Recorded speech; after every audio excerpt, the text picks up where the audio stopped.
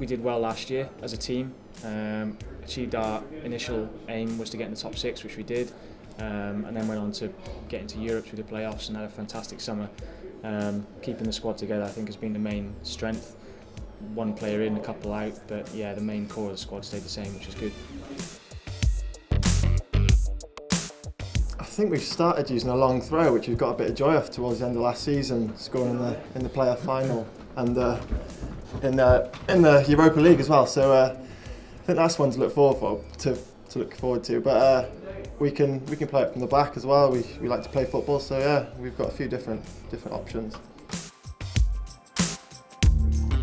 The last few years we've always aimed to progress. I mean, so top 6 and get into Europe.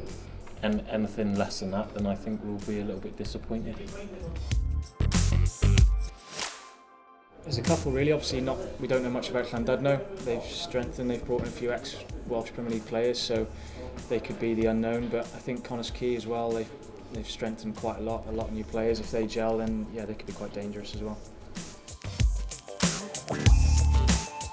Harrison from TNS. Yeah, I think he's probably the number 1 goalkeeper in the Welsh Premier League. He's very comfortable with the ball. He's there, so yeah. Who would we go in defenders? Who would we go in defenders? Probably Pearson, maybe. Yeah.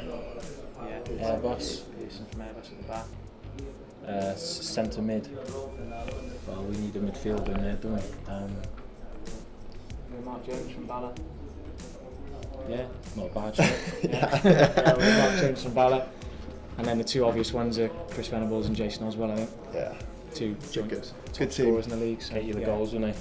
happy with that.